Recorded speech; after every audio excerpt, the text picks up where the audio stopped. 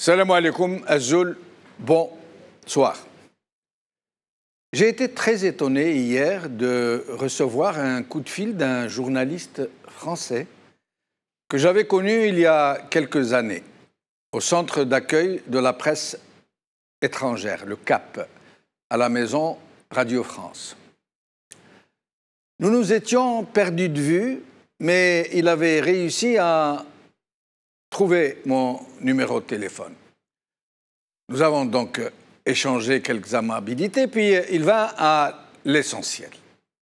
Il m'a appris qu'il était tombé par hasard sur une émission du Top 3 et puis qu'il s'était mis à la suivre très régulièrement. Mais plus il l'a regardée, et plus il était perplexe. J'ai voulu savoir pourquoi. Et il me répondit exactement cela. Je le cite, même si c'est en substance. Je le cite. « Je n'arrive pas à croire que ce qui se dit dans ton émission soit vrai. Je sais que ça va très mal en Algérie, qu'une oligarchie a fait main basse sur le pouvoir, que la corruption fait des ravages. Mais tel que cela est décrit dans tes émissions, je n'arrive pas à y croire. C'est trop gros. Cela ne se peut pas. Comment un tel système peut-il être possible sans que cela ne soit relayé chez nous, en France?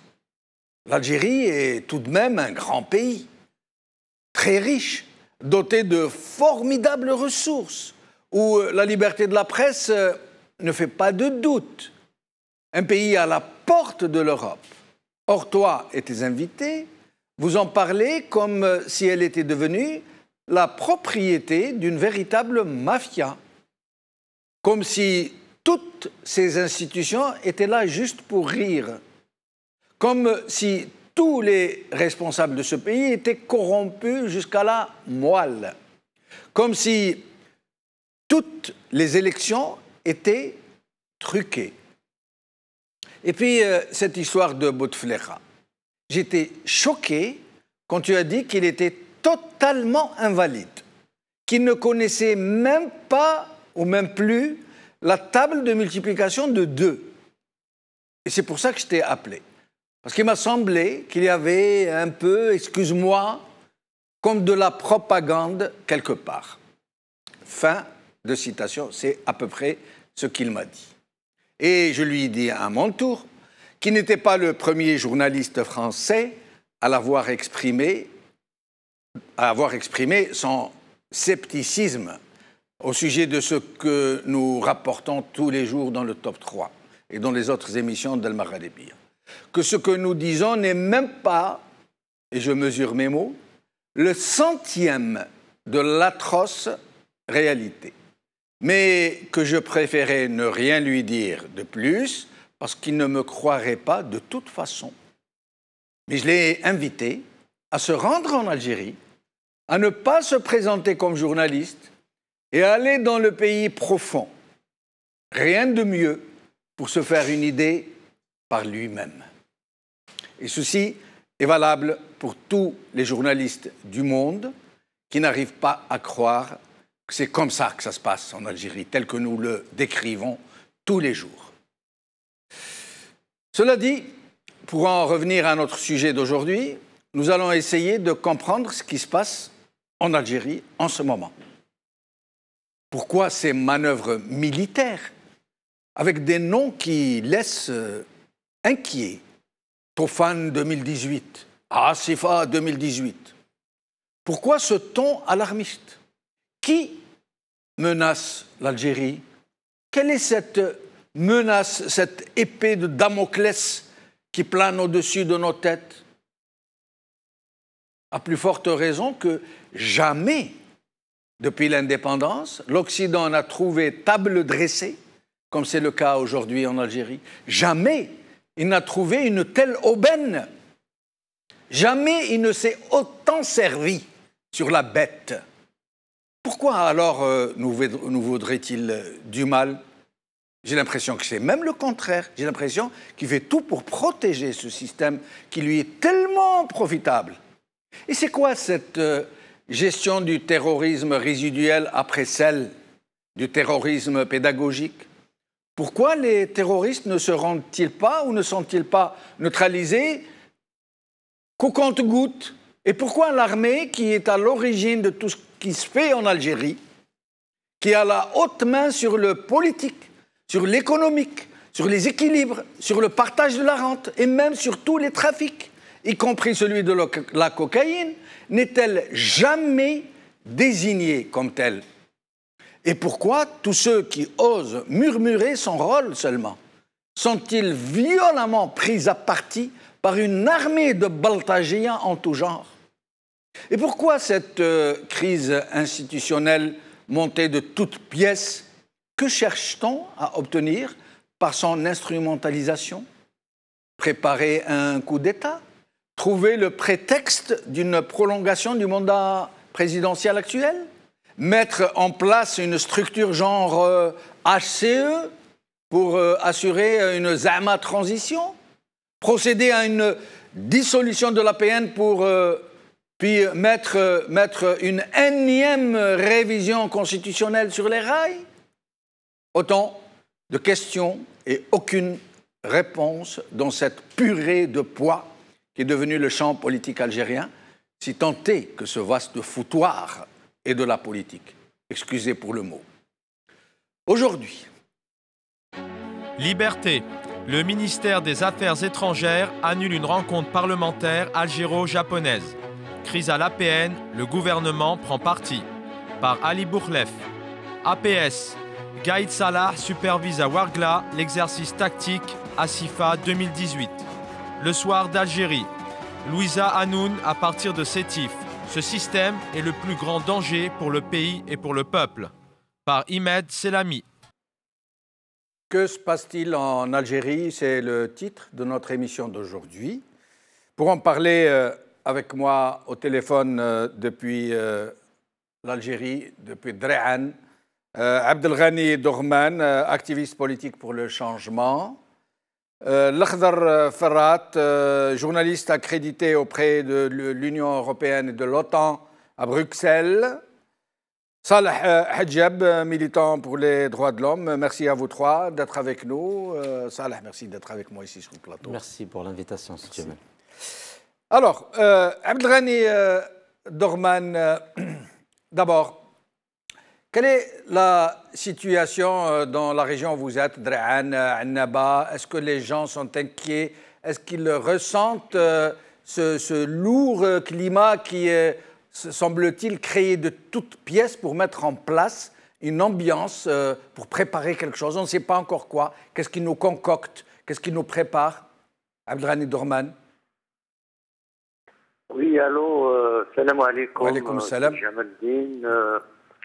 Merci pour l'invitation et je profite pour saluer vos invités et tous ceux qui travaillent à Maralibia. Merci. Bon, ici, autour de Adrian, dans la région de Annaba, Tarf, il y a une inquiétude qui se fait sentir. Cela se passe au niveau de certaines strates de la société, celle notamment avertie, qui suit le cours des choses. Et voilà, ils sont comme nous tous dans le wait and see. Bon, c'est vrai qu'il y a quelque chose qui est en train de se passer comme étant l'arbre qui cache la forêt, ce qui se passe au Parlement, à l'APN. En fait, beaucoup de gens m'ont contacté par MP, par mes messages privés, me demandant mon avis, qu'est-ce que je penserais de ce qui est en train de se passer. Je dis pour ma part que ce qui s'y passe n'est que l'arbre qui cache la forêt, parce qu'en fait les protagonistes qu'on est en train qui s'agitent comme Ould Abbas, Saïd Bouhadja, ce n'est pas eux qui font la politique, ce sont des gens Justement, Abdelghali Dorman, merci de m'y avoir amené. C'est une question que je voulais poser aussi. Certains prétendent, y compris dans la presse, très sérieusement, que Ould Abbas aurait créé la crise parce qu'il a demandé à Bouhadja de partir et que Bouhadja a accentué la crise parce qu'il refuse de partir, comme si les Algériens ne savaient pas qu'Ould Abbas ne peut pas demander à Bouhadja de partir et qu'il s'est fait seulement le traducteur de celui qui lui a demandé de parler en son nom. De la même manière qu'un Bouhadja, si on lui demande de partir, il ne rechignerait pas à le faire, il partirait et il déguerpirait dans la minute qui suit, nous le savons très bien. Il y a des précédents dans ce genre d'histoire.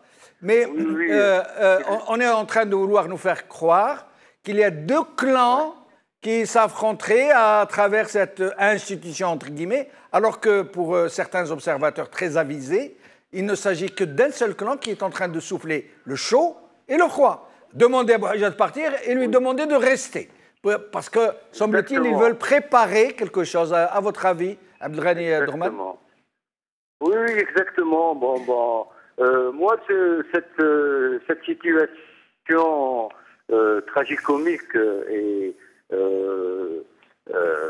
qui occupe la scène, ça me fait penser à une expression qu'un de vos invités a l'habitude d'intervenir, l'Arbi de Canada, Zouaimia, qui a qualifié ça de quincaillerie, que je salue au passage, qui les a qualifiés de quincaillerie. En fait, c'est de la quincaillerie, parce que les gens qui tirent les ficelles, ils peuvent donner une injonction à l'un et l'injonction contraire à l'autre. Donc c'est ça, c'est pour créer cette situation de institutionnelle, et comme vous l'avez si bien dépeint dans votre éditorial, c'est pour créer une situation et asseoir ou mettre en œuvre quelque chose dont on ignore la portée, la nature. Et restez avec nous, Abdelghani Dorman, je reviens à vous. L'Akhdar Farhat, bonsoir, merci d'être avec nous. Bonsoir, Jamal. Bonsoir. Alors, vous êtes en Skype avec nous normalement. Je vous vois, oui. D'accord, très bien. Alors, l'Akhdar Farhat, est-ce que, d'après vous, il y a deux clans qui s'affrontent à travers Bouhadja et Ould Abbas interposés, ou est-ce que c'est un seul clan qui souffle le chaud et le froid, qui met en place une ambiance, un état d'esprit, un peu comme au théâtre, pour nous préparer quelque chose? De toute façon, selon ce qu'on observe à partir de Bruxelles, il se pourrait qu'il y ait un clan qui commence à se diviser. Tout simplement, on va ne pas être d'accord sur certaines démarches politiques, notamment pour le 5e mandat et le maintien de l'actuel président de la République qui est totalement inapte pour gérer un pays comme l'Algérie, vu qu'il est malade et qui ne peut pas suivre l'évolution du pays, ni suivre les actions politiques, ni aussi veiller au bon fonctionnement et à l'arbitrage que doit faire un chef d'État entre les différentes institutions. Moi, à mon avis, la crise, elle est réelle, elle n'est pas préfabriquée. Il n'y a pas, à mon avis, un plan réfléchi. C'est une gestion du jour au jour et il n'y a aucune réflexion derrière, parce que s'il y avait un quelconque plan, on peut quand même le savoir, on peut quand même avoir certains contours de ce plan. Mais là, nous sommes devant une situation complètement inédite, complètement inconnue dans l'histoire politique des pays anciens ou modernes. C'est une situation de crise qui se gère d'heure en heure, qui se gère peut-être de jour en jour en fonction des humeurs et en fonction des rapports de force. Mais l'Akhdar Farhat, vous croyez vraiment qu'un Ould Abbas pourrait être à l'origine de cette crise, que le très très périphérique Ould Abbas, qui ne décide de rien, qui est là juste pour dire des clowneries et transmettre des messages officieux à la limite, vous croyez que lui peut demander au président de l'APN de partir et que, contrairement à ceux qui sont en premier cercle et qui seraient en train de lui demander de rester, de ne pas partir, et vous croyez que si la crise était, j'allais dire, normale, vous croyez qu'un Bouhadja aurait refusé de partir alors qu'il aurait reçu l'injonction de le faire? Heureusement, mon ami Jamel, je peux te dire oui, il peut être à l'origine de cette crise, vu la déliquescence de l'État algérien. N'importe quel responsable à n'importe quel niveau peut créer une crise politique parce qu'il n'y a pas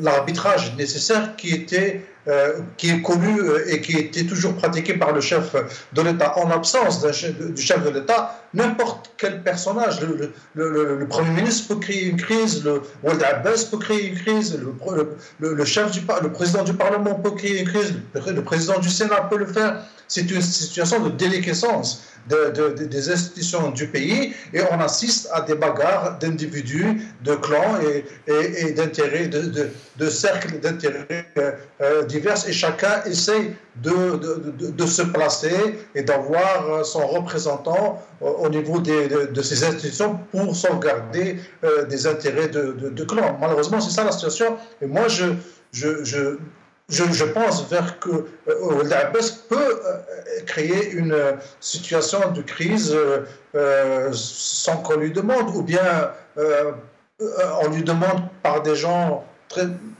une ou deux personnes qu'il a l'habitude d'écouter. Mais on en est là, la situation du pays est très grave et on assiste à une déliquescence totale de l'État algérien devant nos yeux et on ne sait rien faire. Restez avec nous, Al-Akhdar Farhat.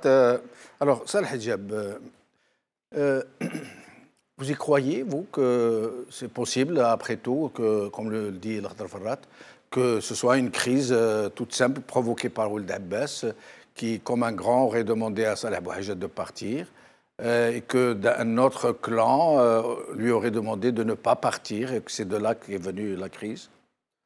Moi, personnellement, avant quelques jours, quand on voyait les limogeages au début, il y a des gens qui utilisaient le terme nettoyage. Après, ils ne faisaient pas attention parce qu'en disant nettoyage, après qui est réalisé par le vice-président, moi je l'appelle le vice-président Gaïd Salah, ce n'est pas le vice-ministre, c'est le vice-président, même s'il n'est pas nommé selon la... Et qui est le président alors? Le président, tout le monde le connaît, c'est le président Bouteflika, ou le gros Bouteflika.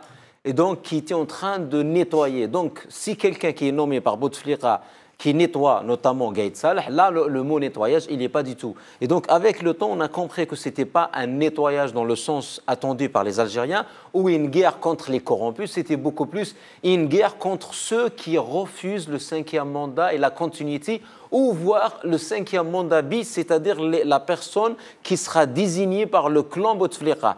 Donc c'était une opération qui a dévasté des généraux, des juges, des responsables, des directeurs.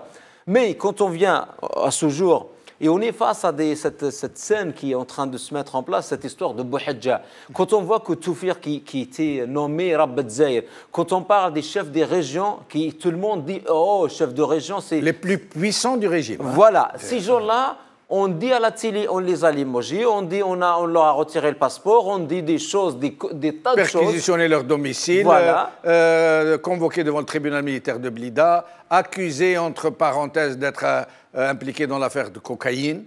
Exactement. Ouais. Donc, avec toutes ces choses-là, en plus, même la façon de les virer, c'est hors loi parce qu'on n'est pas passé par une procédure normale. Et donc, ils n'ont rien fait. Et on a ce Bouhadja-là qui, soi-disant, que les gens qui sont marchés sur la Constitution, ils ont même donné le dos à toutes les valeurs, tous les accords, à toutes les lois. Ces gens-là, ils ont peur de règlement intérieur de l'Assemblée. Ils ne peuvent pas limoger ce monsieur. Ce n'est pas possible. C'est maintenant, moi je pense, on rajoute à ça 2 déclarations que j'ai entendues chez les gens de l'ANR, les partis qui sont ces FLN bis, ou c'est le RND bis, ANR et le TEJ. Les 2, quand ils ont fait une déclaration, ils ont dit nous sommes avec Bouteflika ou l'autre président. C'est-à-dire là, qu'est-ce qu'on commence à comprendre? Que la thèse de 5e mandat a été enterrée depuis très longtemps. Aujourd'hui, il y a l'autre thèse. Est-ce qu'ils ont trouvé un nouveau candidat qui va représenter ce groupe-là, qui vont faire une nouvelle mascarade électorale, qui vont le désigner, ils vont rester? Ou ils ont compris même cette affaire-là, soit ils n'ont pas trouvé le candidat de consensus, soit ils ont une pression internationale par rapport à la fraude électorale. Ils ont compris qu'il faut contourner tout ce système-là en faisant cette manœuvre pour casser l'Assemblée populaire, pour après déclarer une situation d'alerte. Mais ça va être une situation de crise. La loi de finances ne pourra pas passer. Il faut du temps pour préparer l'élection du Parlement après avoir dissous le premier. Il faut préparer les élections présidentielles qui sont à 7 mois. Ça voudra dire qu'ils sont en train de s'aborder leur propre navire, j'allais dire. Eux aujourd'hui, ils sont dans ces situations un peu. Ils ne savent pas même pas où mettre la tête. Donc eux, ils sont dans la 2e thèse de continuité, de cette solution qui est parallèle avec 5e mandat, qui n'est plus d'actualité. Certes, ils sont en train des fois de faire des déclarations qui sont contradictoires avec ce qu'ils disent. Quand on a tout à l'heure, vous avez parlé, Jamel, de cette histoire de terrorisme. D'un côté, on va y arriver.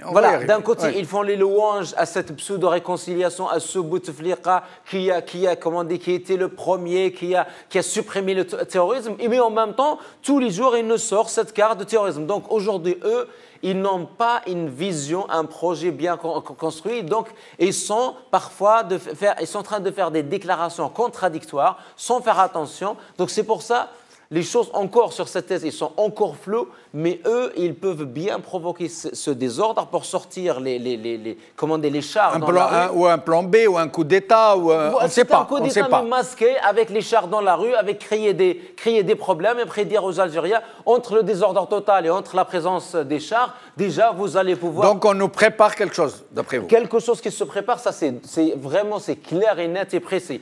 Quoi exactement on ne sait pas. Voilà. Mais Salah Hajab, parce que moi, je tiens à cette thèse qui circule en ce moment, émise par des observateurs sérieux, qui dit non, il n'y a pas de clan. Il n'y a pas de clan dans ce régime, il y en a un seul qui est arrivé à se débarrasser des généraux les plus puissants qui étaient contre le 5e mandat, mais de façon gentille. Ils ne se sont pas opposés, ils ont dit attention les gars, nous avons difficilement fini le 4e mandat. Si vous faites ce 5e mandat, c'est suicidaire. Nous allons faire exploser le pays. C'est ce qu'ils ont dit seulement. Ils ont été virés. Bon, le problème, c'est qu'ils disent qu'il y a un seul clan qui est en train de souffler le chaud et le froid. La preuve, c'est que Ould Abbas, qui a demandé à Bouhaja de partir, Ould Abbas est pour le 5e mandat et Bouhaja est pour le 5e mandat. D'ailleurs, Bouhaja, le président de l'APN, a appelé à un 5e mandat au nom du Parlement, alors qu'il n'en a pas le droit. Il a appelé du haut de sa chair à un 5e mandat, à la continuité, comme ils disent, alors qu'il n'en a pas le droit. Normalement, il devrait rester neutre, puisqu'il représente toutes les tendances du Parlement. Alors, comment expliquer cette contradiction qu'Ould Abbas, qui est pour le 5e mandat, demande à Bouhaja de partir, qui est pour le 5e mandat? Cette contradiction, on avait presque la même scène, la même situation quand on avait parlé à un moment donné entre Gaïd Saleh et El Hamel. Tout le monde disait que la continuité ou la personne qui peut remplacer Bouteflika, ça peut être bien le Hamel.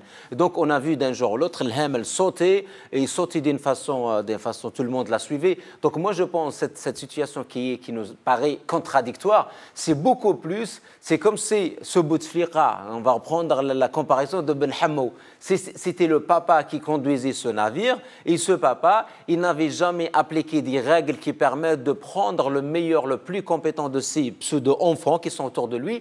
Aujourd'hui, ce sont ses enfants à lui, ils sont tous dans la même famille, ils sont tous, chacun veut prendre la place de son père. C'est pour ça tous les moyens, toutes les cartes sont possibles. Ils sont en train de s'entretuer entre eux, même s'ils se cachent derrière Bouteflika, mais chacun d'eux, il veut absolument être à la tête de l'État après Bouteflika. C'est pour ça, moi, je suis plus que persuadé que ça fait un moment que l'histoire de Bouteflika 5e mandat, ils le disent à la télé juste pour gagner le temps, mais en réalité, ils sont en train de préparer, mais personne ne veut laisser la place à l'autre.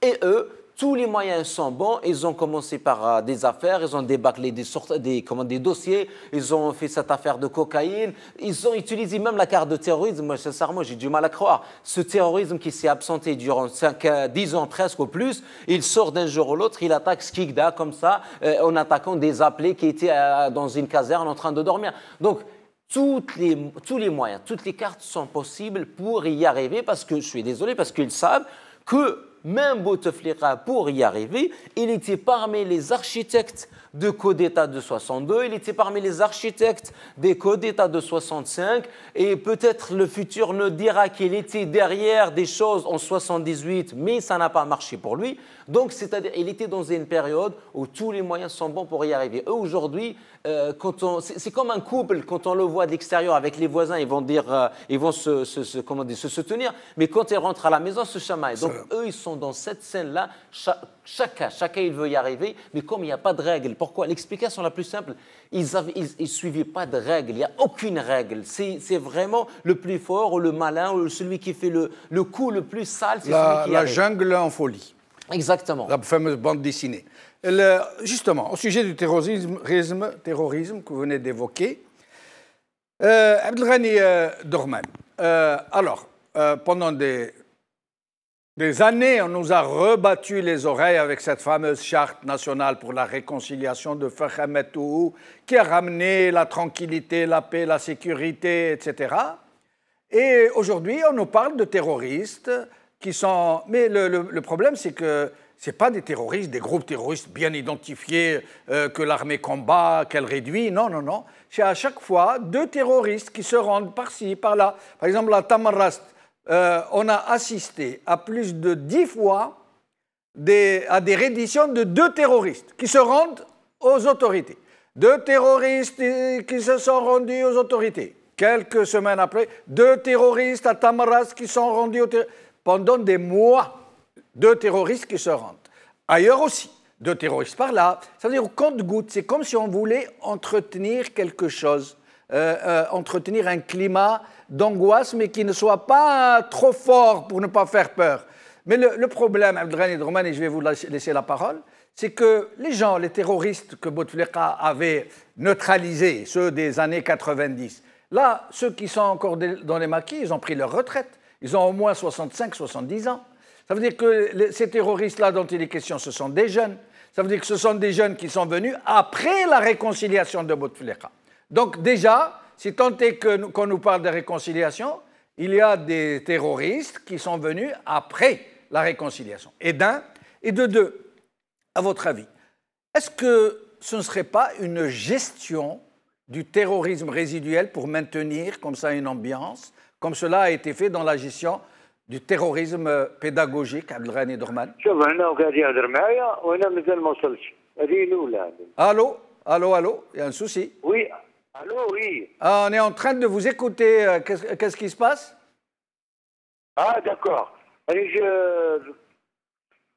à moi que... Oui, oui, oui, je m'adressais à vous. J'espère que vous avez entendu ce que je vous ai dit. Oui, oui. Voilà, donc, pour ce qui est ici et là, des déclarations concernant le terrorisme, moi, je n'ai jamais cru, de toute façon, à ce genre d'incident, parce qu'en fait, ça rentre, j'ai toujours pensé que c'est un fonds de commerce. Ils utilisent tantôt, dans un certain temps, comme étant un terrorisme à fond la caisse,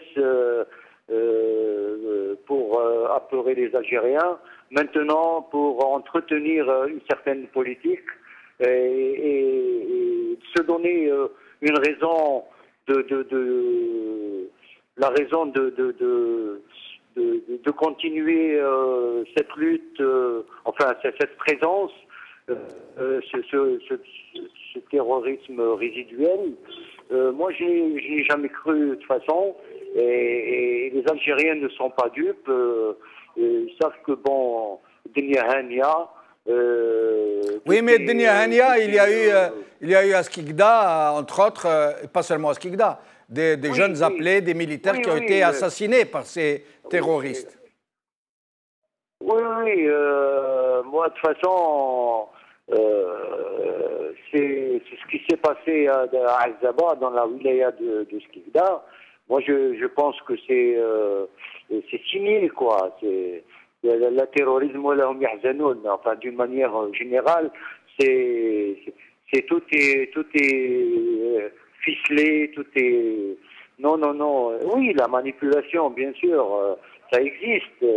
Rappelez-vous l'affaire Tigentourine, quand ils se sont déplacés quelques milliers de kilomètres sans que personne ne fait mouche, et puis hop, ils sont à l'intérieur et tout le monde sait ce qui s'est passé, comment ils ont liquidé tout le monde, et ce qui a déclenché la fin de Tourfiq et de Hassan, qui a été accusé, Général Hassan, qui a été accusé de constitution de groupe. Général Hassan qui est en prison, qui a été mis en prison, dans une sombre affaire de détournement d'armement qui aurait été acheté à des terroristes libyens, etc.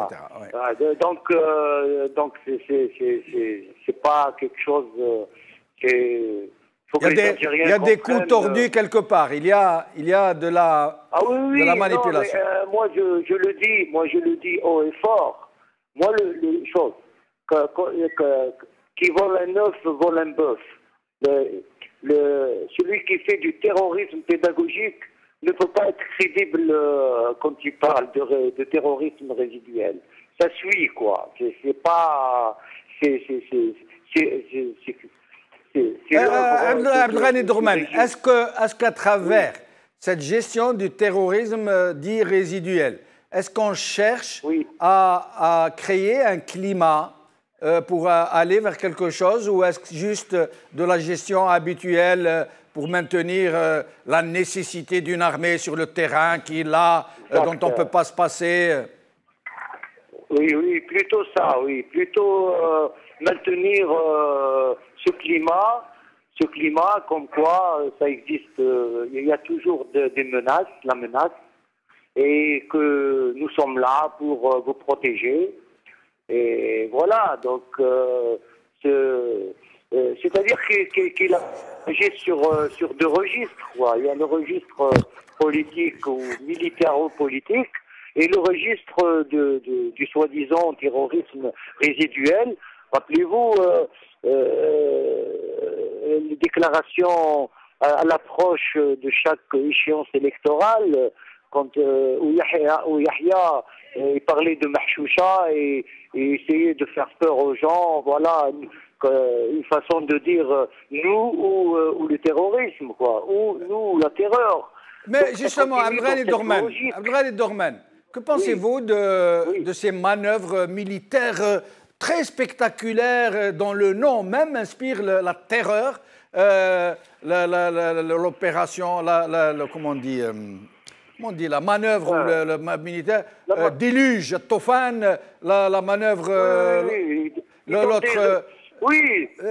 Pourquoi ces manœuvres militaires de grande intensité, alors que nous savons très bien que les puissances occidentales n'ont vraiment pas intérêt à déstabiliser l'Algérie, puisque c'est devenu une sorte de je ne sais pas, de loterie pour eux, l'Algérie. Les voisins, il n'y a pas de raison. D'abord, les voisins tunisiens, libyens, ils sont tranquilles et n'ont pas les moyens militaires de l'Algérie. Le voisin marocain, il n'est pas... Ni l'Algérie, ni le Maroc ne seront assez fous pour se déclarer la guerre, parce que ce serait de la destruction des deux pays, puisque leurs forces sont à peu près équilibrées. Donc, pourquoi est-ce qu'on essaye de nous faire peur avec ces manœuvres, montrer les muscles, gonfler la poitrine? Qu'est-ce qui se passe là? À votre avis, ça tend à quoi et ça recherche quoi? Oui, c'est des semblants,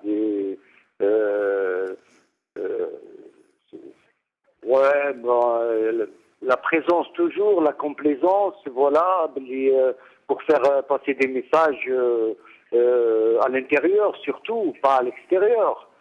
Parce que tout le monde sait que, bon, nous, en tant que pays, en tant qu'Algérie, en aucun cas nous sommes menacés par qui que ce soit, ni par nos voisins, ni par le plus fort, la France, qui est l'ami du régime et qui fait tout pour maintenir ce régime en place.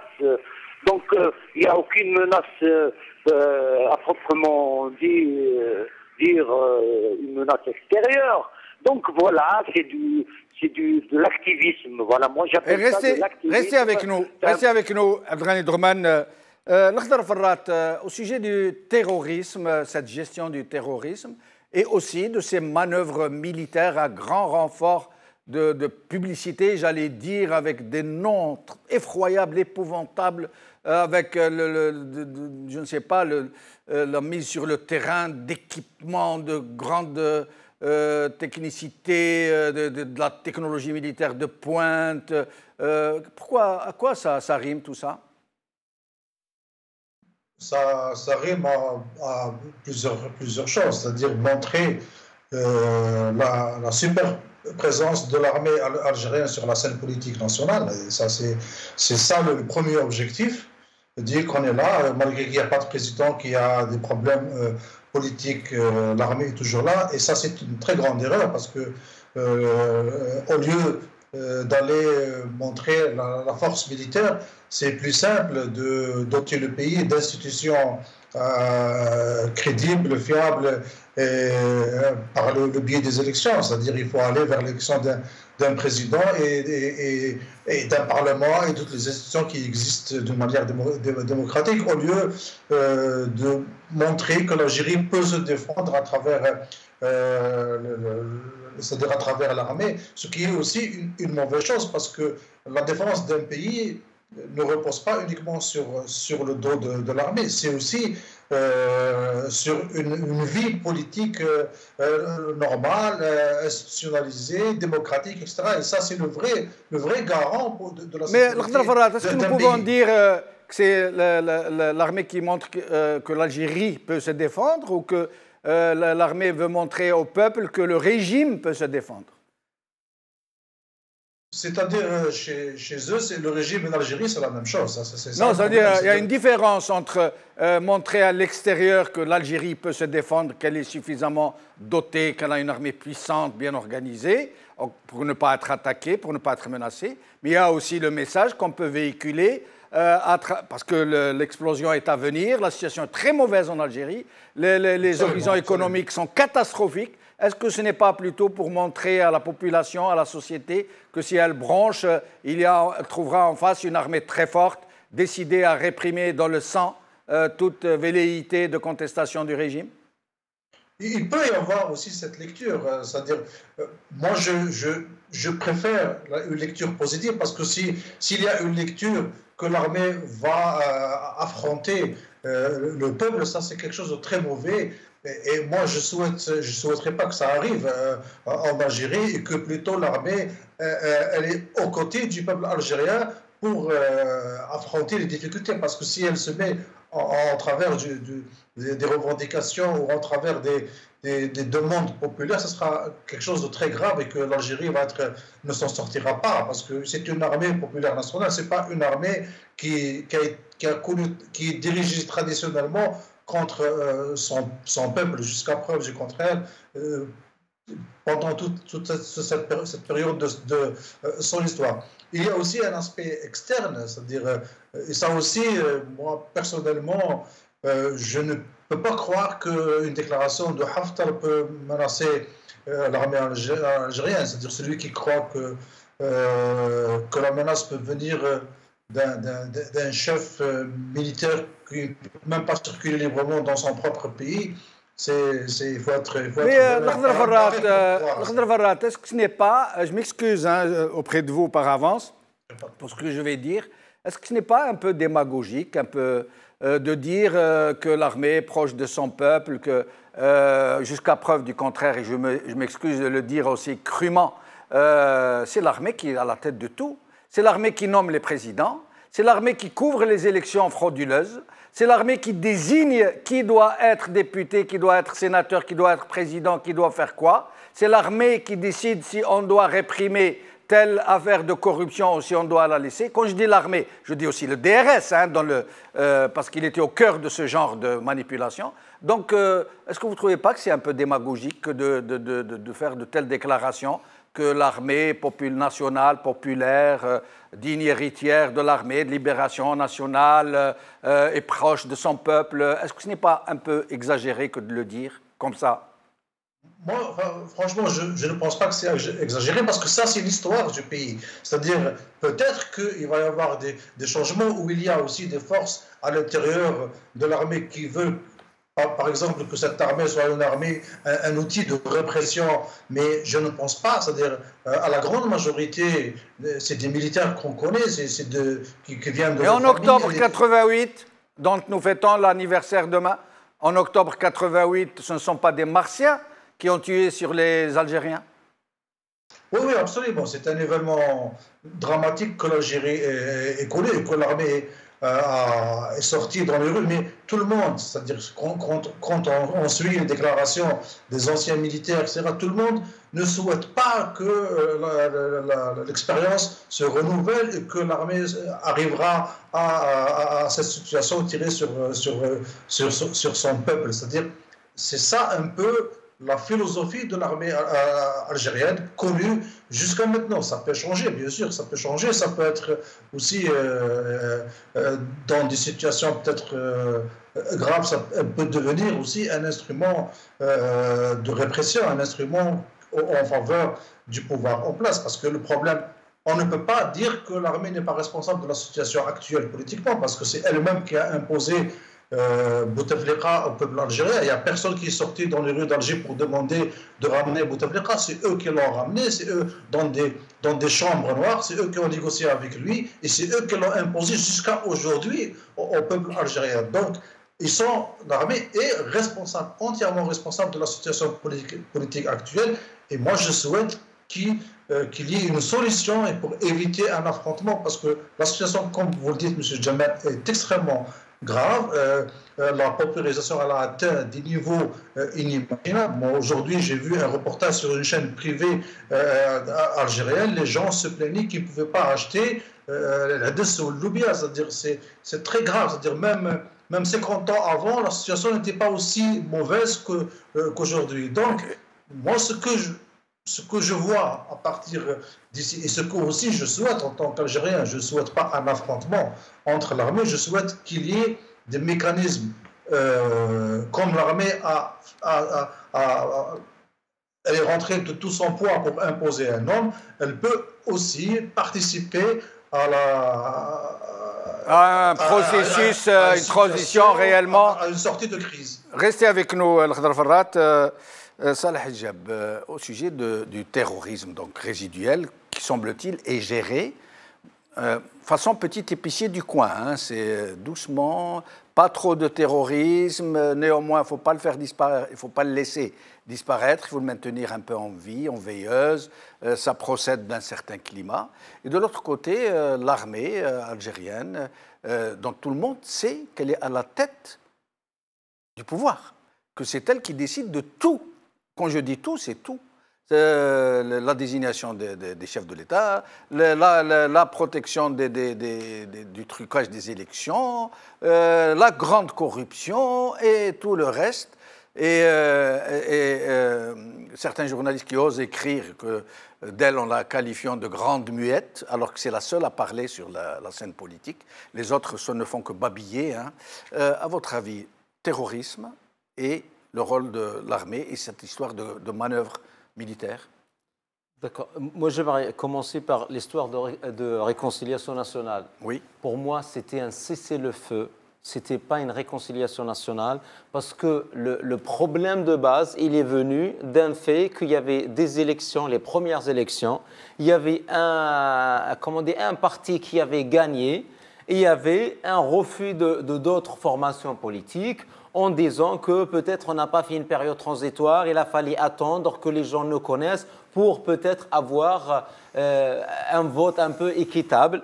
Il y avait cette armée qui est venue pour dire « je vais sauver l'Algérie de main de ces gens, de ce groupe-là », mais au lieu de la sauver pour la restituer à d'autres formations politiques pour gérer le pays, elle l'a kidnappée et cela, ça dure depuis 91 jusqu'à aujourd'hui. Et d'ailleurs, ils ont fait la même chose en 62, quand on a récupéré l'Algérie des mains des Français, mais ils ont gardé cette Algérie jusqu'au jour où il y avait le 5 octobre 88. Donc aujourd'hui, de dire réconciliation, on est en train de raconter des salades. C'était un cessez-le-feu, c'était sur le dos des victimes, des familles qui travaillaient dans les cas de secteur d'État ou qui étaient des familles civiles, et les gagnants sont tous les militaires, tous les gens armés, que ce soit dans des institutions, que ce soit armés comme les gens comment on appelle, s'appelle le chef de l'armée qui passe maintenant à la télé, qui est devenu une personnalité, Madani Mezrak. Donc ces gens-là qui ont vraiment gagné.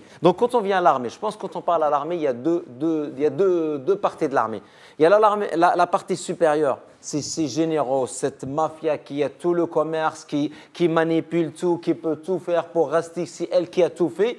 Il y a la deuxième partie de l'armée, que ce sont les enfants de cette Algérie profonde. Ce sont les enfants qui sont utilisés dans toutes ces frontières et que ces gens-là, c'est eux qui vont mourir en premier et c'est eux qui vont. Donc aujourd'hui, quand on parle de l'armée, des fois, il y en a qui parlent d'une partie mais ils généralisent, il y en a qui parlent de l'autre qui généralisent. Donc il faut distinguer des deux.